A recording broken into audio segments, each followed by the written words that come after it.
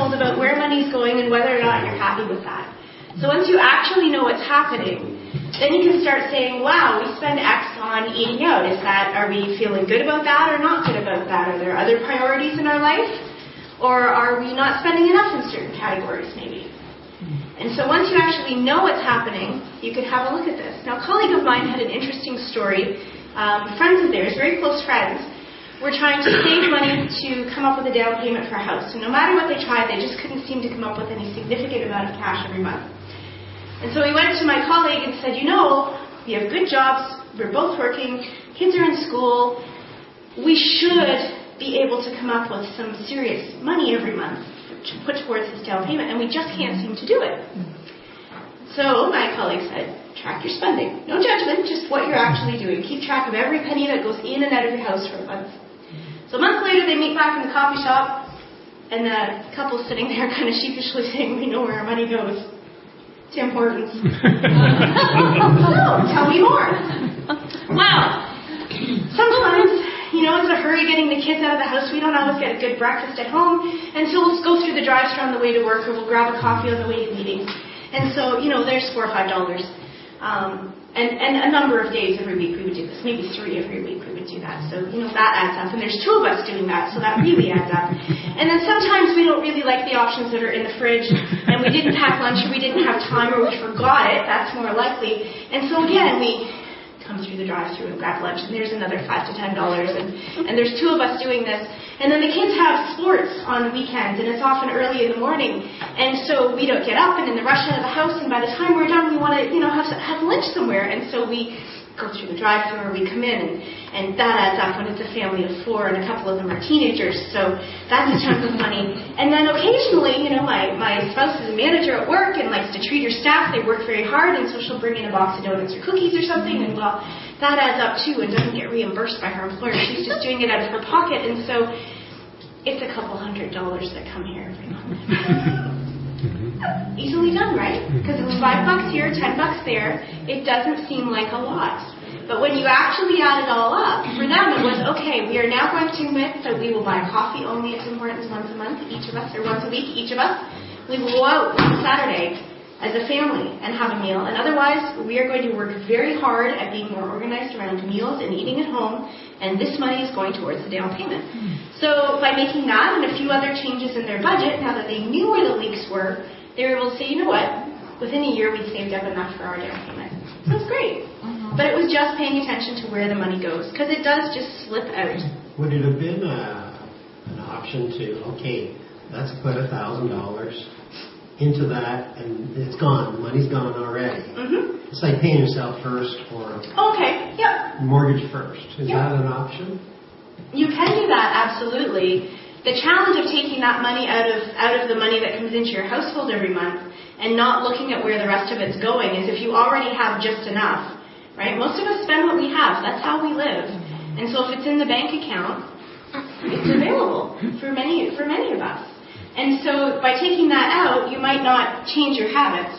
These folks are paying attention and saying, okay, we need to be much more conscientious about eating breakfast at home, making coffee at home, having lunches stuff that we're going to actually eat and pack, and not spending money in restaurants and drive-thrus. So for them, it made sense to look at the habits and change those first, and then figure out, setting the money aside. It would force you to live within your means. If you're paying attention, it does. But often we don't. Banks are very easy, generally, with overdraft, and so it's easy to just, charge stuff on my debit card, and as long as the card works, it's all fine.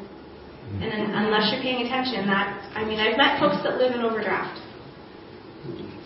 That it's rare for them to be in the black. And so they've, one couple I met with had some serious decisions to make about how they spent money because they were determined not to live in the red anymore. They would spend probably 10 years a year in the red, and just kind of less red and more red. But had to actually make some serious changes to how they lived in order to affect the bank part of it.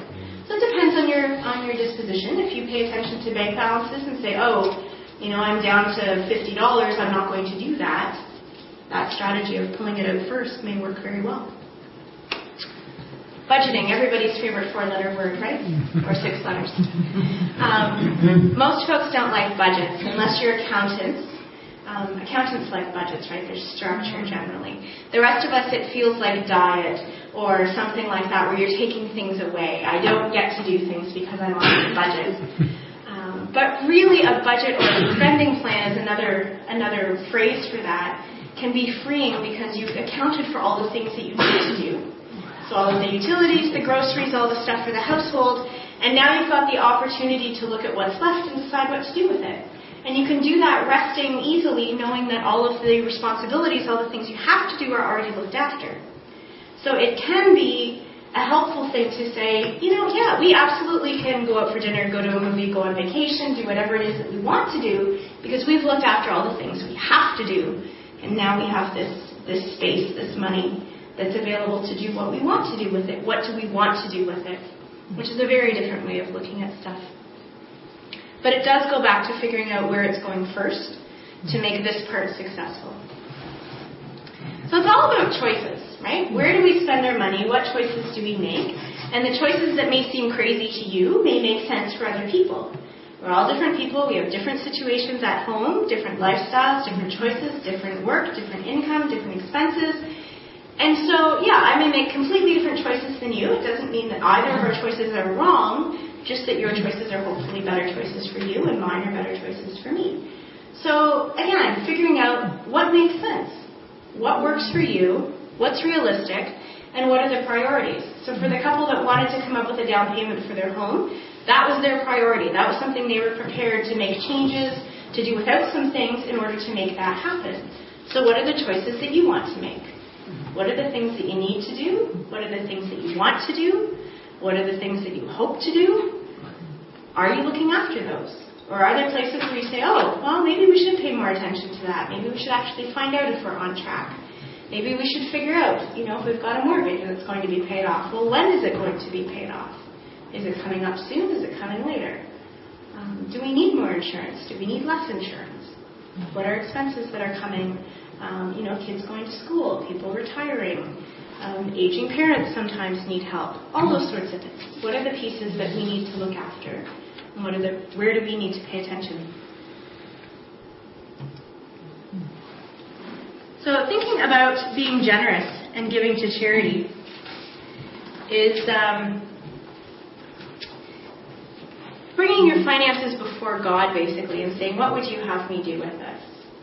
How do I look at this through my Christian lens, realizing that God has given me something to look after, to be a steward of, or to be a manager of, and if it's not really all mine, then what do I actually do with that? How does that impact how I think about spending and what I do with the money that I have? How do I treat that money if it's actually God's? And that's a huge piece to wrestle with, so that's not something that most of us are going, yeah, no issue, I'm good. It is something that many of us will keep wrestling with through our lives of what does it mean to be a good Christian steward? What does it mean if God has been generous? What does it mean if everything I have, whether it's a lot or a little, is God's? Life is different if it's my car or if it's God's car. I might have to do some things I don't want to do if I think it's actually God's car. It's much simpler when it's my car and I can just keep the keys in my pocket and I can be in control. But if it's actually God's car, well, that might send me to some places that I don't really want to go. Thank you very much, God. Could we pick something else? So, not that this is easy and I don't want to make light of it, but I think it is a conversation that we need to have, both internally with God and with our household, of what are we called to do? Who are we called to be? How will we be Christians in this world? The one fascinating thing is that a lot of us look like other people, we dress like other people, we even act like other people. Most people are pretty good most of the time. So what makes us different? What makes us stand out? It's a question that I think requires wrestling. So thinking about charitable giving, there are lots of ways to give to charity, and where I spend a chunk of my time with individuals and couples and families is talking about charitable giving during their lifetime and in their estate. So yes, you can give cash, you can give online, you can write a check to your favorite charity. You guys are all old enough to remember checks still. I occasionally have audience where they're like, seriously, people do that? Yeah, they do. So that's an easy way to give, and that's generally out of what I'll call your income pocket, right? The money comes in, and you decide how to spend it for groceries, utilities, that kind of stuff, and charitable giving. There's also an asset pocket that most of us have, which is the stuff that we own. And for a chunk of us, there are assets that we have that we can't give away during our lifetime. Like our house, for example. If we give our house away, where are we going to live? Right? What are we going to do with that? But when we die, we don't necessarily need all of those assets anymore. So what will we do with them then? Will we give them away? Is there people we're leaving behind that we need to look after, either spouses or children or other family or friends? Absolutely. But are there assets that they don't need? What amount is helpful? What amount is harmful? And I'll come back to that later. There can also be assets during our lifetime that we can gift. And there are some great tax advantages to doing some of that. So one of the big ones is gifting of publicly traded securities. So stocks, bonds, mutual funds that trade on stock markets. Normally, if you buy it at $20 and you are thinking of selling it and it's $100, you've got $80 that it's gone up, right? So you have 100 shares, they've gone up $80, you've got $800 of gain there. You've made money. It's a good deal.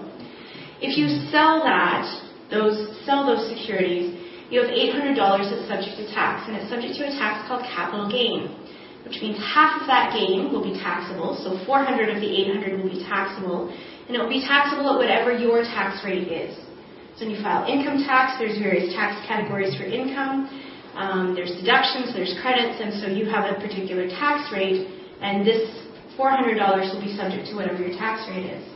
In 2006, the government changed the rules, where if you donate those securities that have gone up in value, if you donate them what's called in kind, or as is, to a charity in Canada, you don't pay any of that tax. But you still get the full charitable receipt for the full value of the securities. Right? So not what you bought them for, but the actual value they are now. That's a great way for folks to give to charity out of an asset pocket instead of an income pocket. So that's one strategy that folks can use. For charitable receipts, there are folks who actually give away so much that they can't use all of their charitable receipts in a year. Or perhaps they're in a low-income year, where for various tax credits and deductions and such, that it doesn't make sense to claim them. You can carry those charitable receipts forward up to 5 tax years. So if you can't use them all in 2014, or it doesn't make sense to use them in 2014, you can carry them and use them in 2015, 16, 17, or 18. Yeah, most folks don't know that.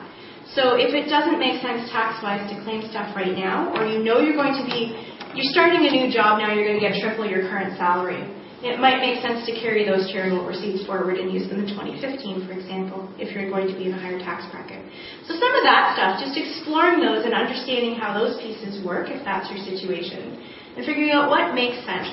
We have a generous Canadian government, largely, one of the most generous in the world in terms of charitable tax credits, how they treat charity. So they're willing to let you give money to the things that you care about instead of sending it to Ottawa and Toronto. You can take advantage of this and say, you know what, this is more important to me maybe than some of your priorities. What is the maximum yearly amount you can donate to charity? 75% of your income, like the taxable income that you have. Mm-hmm. In the year of death, though, it's up to 100%. So you can write off all of your tax in the year of death.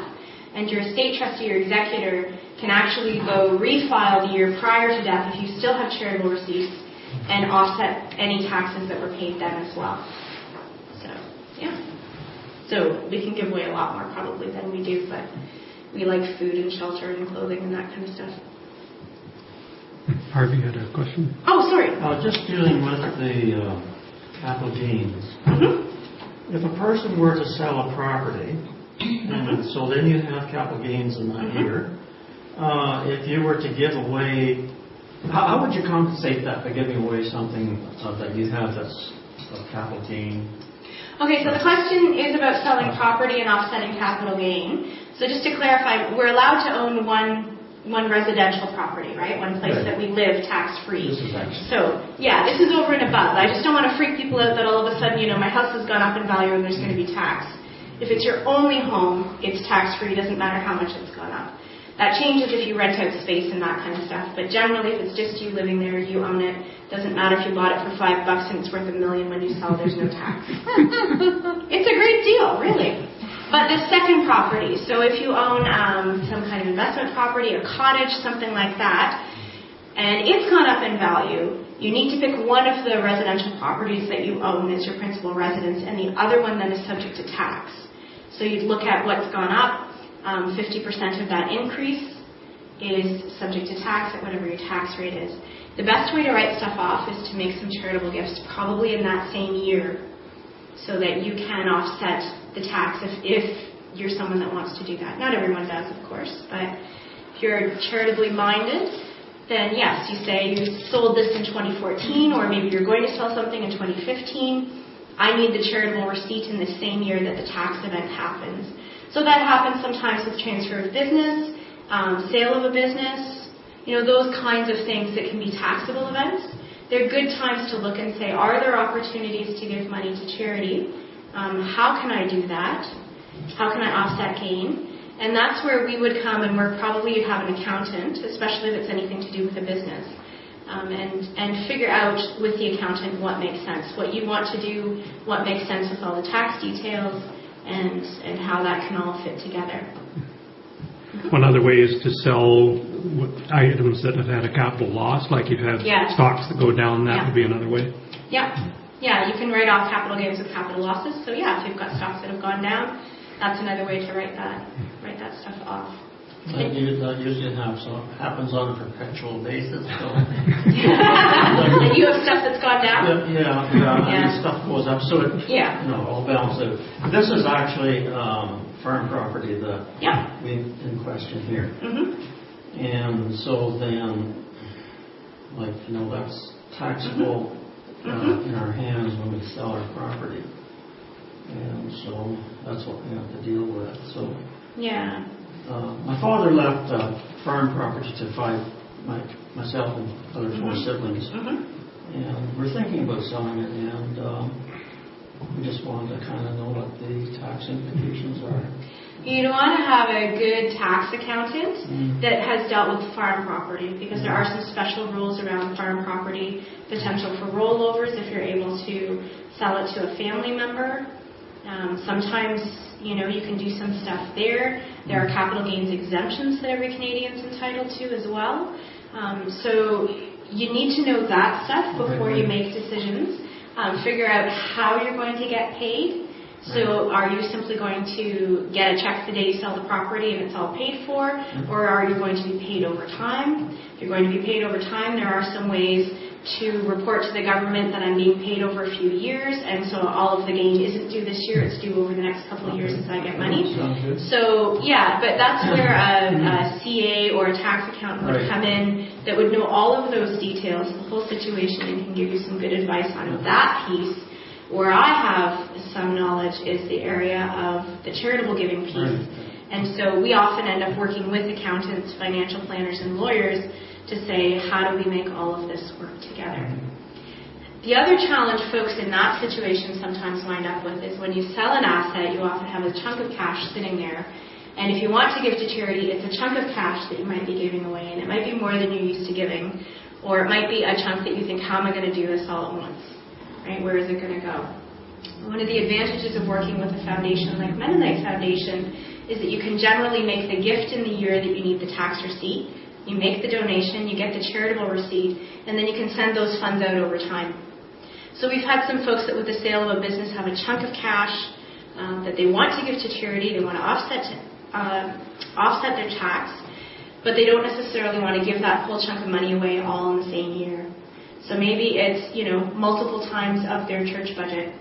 And they're like, you know what, that might not be a good idea. Right? Nobody else has to give anything for the next 3 years, folks, we're clear. Not always healthy.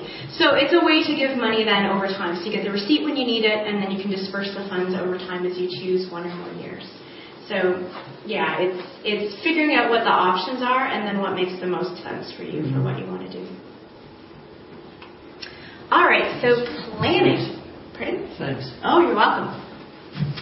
Those are fun problems to have often. They can be complicated, but they're kind of fun. So planning involves just thinking about what are the things that might or will happen. So you've got, house, car, bicycle, teddy bear, baby, building a home, getting a car. Maybe that's retirement in the corner, a specific date on the calendar, vacations, graduations. So as you think in the future, what are the things that you know are going to happen or that you hope might happen over the next 5 to 10 years? On the handout, the next 10 years, if you're a person that likes to take notes, this is a good one to take home and have some conversations or do some thinking about. What are the things that I hope are going to happen in the next 10 years? What are the things that I know are going to happen in the next 10 years or will probably happen in the next 10 years? Will we retire? Will we be child-free? Will we have children? Will they be graduating or going off to post-secondary school perhaps? Will we need to replace a vehicle, a roof? Will we buy a cottage, sell a cottage, or other property? What are the things that we hope or plan to have happen? So, again, these are your notes if you want. And how do we plan for those? How do we build those into our financial plan? So you looked at figuring out where the money's going, looking at the budget. This is another piece to say if we're planning for these things, how do they fit into our budget? How do they fit into our financial planning? So if we're planning on retiring in the next 10 years, how does that look? What does that look like? What will we retire to? What are we going to do? What are we going to not do? What does our income look like? How long will our savings last us? What kind of retirement will we have? Will we be on cruises every 6 weeks? Or will we be living at home on grilled cheese? Right? They're different choices. And so what are the choices that we have? What are the things that we want to do? And how does this happen? Pardon? Grilled cheese. No, I like grilled cheese too. But I have colleagues who very much like cruises and, are looking forward to making those a regular part of their retirement plan. So you have to do some planning to make that happen, right? So what are the things that you don't have if you do that? We do have a booklet over here called Living Life Backwards. I know some of you picked it up. It's the one with the clock going backwards. And it's designed for folks in that last half or third of life to think about success maybe versus significance is one way it's sometimes stated. So you may be successful, but does your life have significance? Or what will you retire to if you're going to retire or change your life? What are the skills, gifts, what are the things that you bring that maybe you're able to use? And how are you able to use those differently perhaps if you're no longer working full-time? So just a book, it's filled with stories of folks who have found some creative and interesting ways to deal with that last half or third of life, some of the ways that they've chosen to be generous. And also a few, they're not all perfect stories of smiling families. There's one case where it's a woman whose husband died somewhat unexpectedly when they were in their 50s. And this was not the life that she had planned. It's certainly not the life they had planned. He was sick and passed away. And so now what? Right? Life sometimes throws those things at us. So thinking about that. So that's just another little resource you have. But thinking about planning and how that fits. What will we do? So, debt. Another fun one. So we don't believe in no debt, N-O debt. We believe in no debt, K-N-O-W debt. Understand debt. It is very hard to live in North America to do things like buying a house or a car or pay for post-secondary school without some debt for most of us. Some of us are able to do that, but most of us, just don't have a bank account with $50,000 or $100,000 sitting there as a down payment on a house. For most of us, we need debt. We can't just pay for a house out of cash generally. So thinking about debt and understanding it. Does anybody know the difference between good, bad, and ugly debt? What's good debt, if there is such thing? Mortgage. Could be. Growth. Growth. So what kinds of things might grow? A business. Land. Land. Something that goes up in value, ideally, right? Now, the issue with mortgages, of course, and homes is sometimes they go up, sometimes they go down. Same with land, same with a business. So, understanding the risk, I guess, is really the best thing there. But yeah, absolutely, it's likely to go well. So if you've got the experience and the skills to manage a business, that can absolutely make sense to borrow to invest in the business, to bring growth, new equipment, efficiencies, that kind of stuff. An education. So student loan can be a good debt if it's an education that is going to help you earn more income. So if you've got a $40,000 student loan and the maximum income you'll ever earn at the top end of your field is $30,000, that may not make sense, right? That's a lot of expenses for not a whole pile of income. But having an education is often helpful in our market. So bad debt. What's bad debt? Money. Credit cards. Money you can't ever pay off. Money you can't ever pay off. Debt you can never pay off. Debt you can't pay off, yes, that would be Some bad people are debt. just swamped in debt all the time. Yeah. I told you about the folks I run up that a live in credit a card garage. every month. At the end of the month, it's paid off in full. I have yet to pay my first cent of credit card interest. Go, brother, preach it. They don't like you. Yeah, so credit card debt can be bad debt. What else? Consumer debt, yeah, like lines of credit could be. Depends what it's used for. What else? How did most of you get here today? Car loans, vehicle loans tend to be bad debt.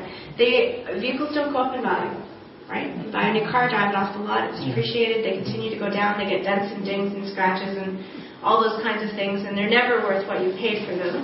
Now, if you're dealing with collector vehicles, that's a whole different conversation. These are the ones that we tend to drive around in this kind of yucky weather. They don't go up. So again, being careful about borrowing money for those things, being aware of the costs. What does it actually cost? It's not just so many dollars per month. What's the interest rate? What's the term? How much will this vehicle actually cost when I've paid all of this?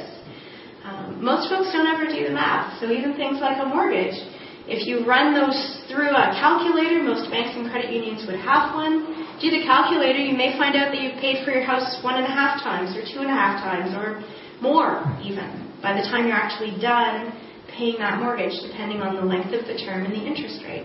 Interest rates are low right now, so it's not so bad, but there have been periods of time where they've been really high. I remember those in the late 80s. Sitting around the kitchen table at home talking. We didn't have any debt on the farm. My grandfather had lived through the Great Depression, and so he was very firmly of the view that the only thing you ever owned was the thing that you had paid off completely.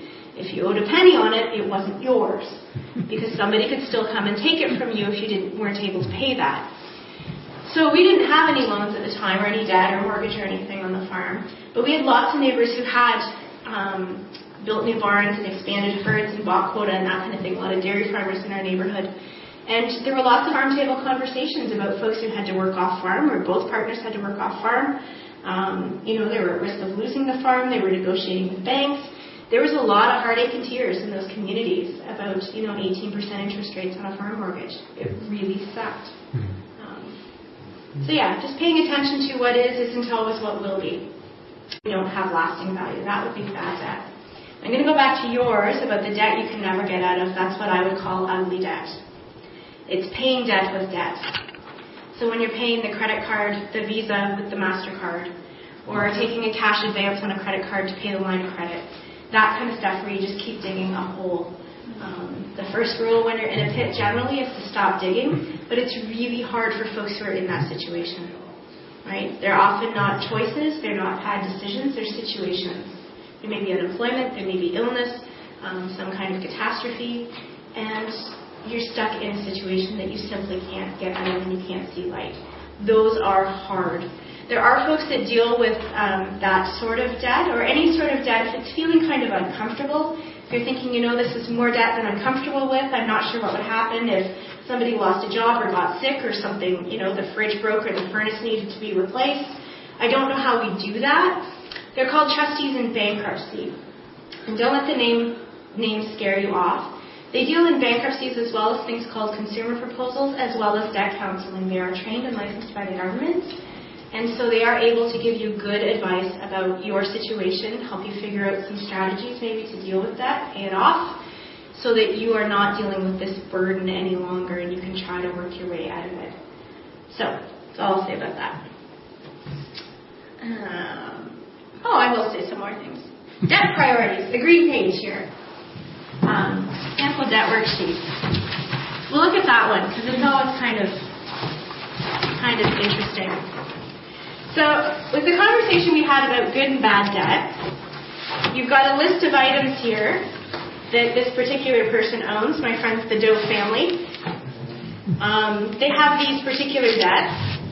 So what would we call them? We'll just do this as a group. So the 2007 car, it was $15,000 financed over 60 months, $1,950 plus taxes, balance owing $13,700, current value $12,000. This was done a few years ago, so probably wouldn't be worth that now. Good or bad debt? Car loan. Yeah, it's not going to go up in value, and they actually owe more than the car is worth. So even if they sold the vehicle, they couldn't pay off the loan. That's not a good place to be. Fishing boat. Good or bad debt? Probably. Yeah, he's not a fisherman by trade, neither is she. So likely this is a leisure thing, and depending on household income and expenses and assets, this may not be where where they should be focusing right now. Visa. Probably bad. 19% interest rate.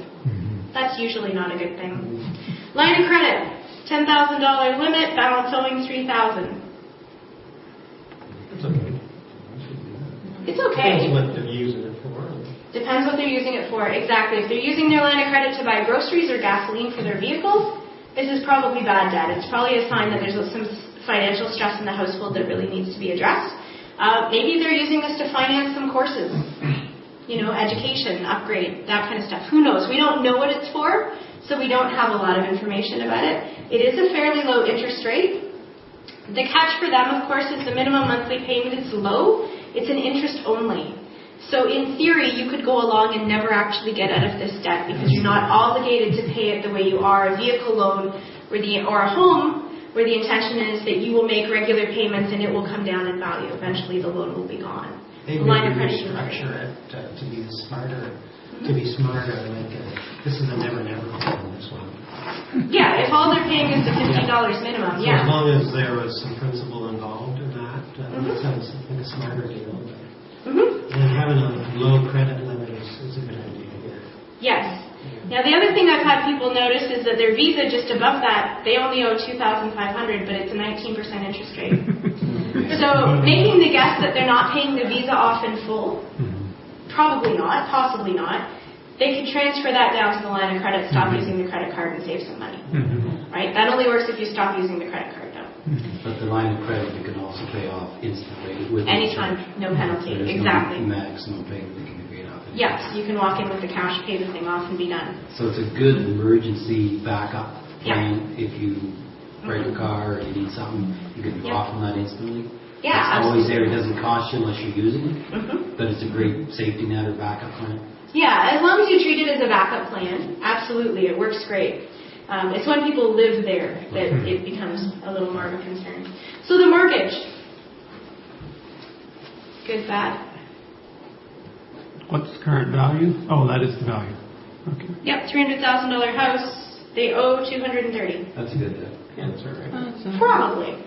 As long as they're maintaining the house, it's in a reasonable neighborhood, it will probably at least hold its value, barring any kind of huge crash, right? Which, I mean, none of us as individuals can control that. So, Is it good debt, though, if they could get a secured line of credit at 4% if they use their house for that? Like, to me, that's bad debt because it's a higher percent interest rate. It is. It's exploring your options, right? And I would say before they do that, they might want to look at some of these other debts that are higher interest rates and get rid of those. Before you worry about a percent or two on the mortgage, it's 7% for the car and 8% for the boat. So maybe you want to look at those. So which debt should they pay off first if you prioritize those? There's two different schools of thought. Sorry, what was it? Credit card. That's one school of thought, is that you will pay off the one with the highest interest rate because that's the debt that's growing the fastest. So you would tackle that one, you would get it gone, and then you would go to the next interest rate. The other strategy, and this comes down to personality of how you're wired. For folks who need a win to keep going, pay off the smallest debt first. So if you're somebody that needs to see success in order to continue, pay off the smallest debt. Now in this case, it's also the Visa. But if you had a credit card with a $200 balance that's at 8%, you can either go with the highest interest rate, which is the 19% card, or you can go with the one that's going to give you the win. And if the one that's going to give you the win and cause you to keep going is the one with the lower interest rate and the lower balance, do that. Knock it out. Get it gone. And now you've gone from 5 debts to 4, or 10 debts to 9. Yes. Yeah. If you have credit cards that you pay off in full every month, then looking at points or cash back or any of that kind of stuff can absolutely make sense, right? It's a bonus. I have a card I use for work stuff. I get points on it, and so I use, because it's my personal card, so I use those points to buy gift cards, and that helps us buy Christmas presents every year. It's a great thing, right? So it's usually $100 or so in gift cards that I get. So it's not massive, but it's something. And I basically get it for nothing because I pay the card off in full every month. If you're not paying the card off in full, you're probably paying more in interest rates than you'll ever get back in points. So get a cheap card that has a low interest rate, no fee, no points, no frills, just does what you need it to do and get it gone. Get that paid off. The Financial Consumer Agency of Canada has a credit card comparison little thing you go in and fill in. So it's a little click thing where you say, yes, I need... I rent cars, so I have car rental insurance on my credit card. That's one of the things that I look for. If you travel a lot, you might want trip interruption insurance or flight cancellation insurance or something like that on the card. So again, the things that I'm looking for in the card, and then it will list them all. So Bank ABC card, this is a low interest rate, no fee, and it has all the things that you need. This other one over here has some of the things you need, but it's a higher rate. So you can help figure out, which one makes sense for you. It's a great, great system that they have. So, onward and upward. Tips for saving money. So I'm going to give you a few that you might not know. You don't have to confess this in public, but does anybody get a great big credit card or a great big tax refund? If you do, listen up, this is for you. I have a colleague who argues quite loudly and longly, and I don't think he's wrong, that getting a big tax refund is poor financial management. That you should not get a big tax refund because basically you have let Ottawa have your money for the last year or so, number of months, and then they give it back to you in April, May, June, July, whenever you get your stuff filed, and you're happy to get your money back with no interest. Now, interest rates are low, but still, this is your money, and I doubt that any of you would want to write me a check for $100 every couple weeks and then be all excited when I gave it back to you next June, right? You're just not going to be. So, what you can do is, if you are an employee, so if you are paid by somebody, so there's a payroll department, an HR department, and you get a tax refund, you can file a form called a T1213. So go to any search engine, look up CRA T1213, and you can use it it's to reduce tax deductions at source. So this is why you need to be an employee, because your payroll office, your employer, will deduct income tax from your pay, right? So what you're doing is saying to Canada Revenue Agency, I get this big refund every year. I get a few $1,000s back every year, and so let's you and me work out a deal where you get less of my money, and I won't be so excited to get it back in June. I'll get more of it on every pay. So there are some things that you can use this form for. If you have child care deductions, if you have RSP contributions, or if you have charitable gifts. Any of those three things that cause you to get the tax refund, you can request to CRA, and you send the request in about now. They like to get it sometime between September and December, but you are allowed to send it any time. And you say, you know that I normally get $4,000 back every year. I'd like to get less. They probably won't let you reduce all of it. But if you have a record of making charitable contributions, child care deductions, RSP contributions, and a record of getting refunds, you can actually fill this form out, fire it in. They will send you back a letter that you take into your payroll office and say, you are allowed now, you have permission from CRA as my employer to deduct less income tax from my pay. So you get more money in your pocket every paycheck. Now, I have had some folks say to me, that's great, Sherri, but I'm not so wise with the extra $50 I'd get every pay. But I'm much smarter when I get $2,000 or $3,000 all at once. So I don't want to do that. So yes, know yourself. If an extra, chunk of cash every pay would be helpful, this is a strategy to think about. However, if you're one of those folks who says, yeah, $50, I don't know where it went, $3,000, I pay attention. I do good things with it. Don't do this. But at least know that it's a strategy. Most folks don't even know it exists. But you've got an opportunity to pay less tax, potentially on your pay, and get more back. It's a good idea. I send one in every year. To me, it's a no-brainer. Also, disability, or somebody in the family, disability credit would be another one. Yeah. Yeah, so again, just something to look at. A couple others, checking your credit report. Does everybody do that faithfully every year? Yeah, no, I don't either. It's every few years in our house. Most folks don't know that you can, well, most of us would probably have heard that you should do it because of identity theft.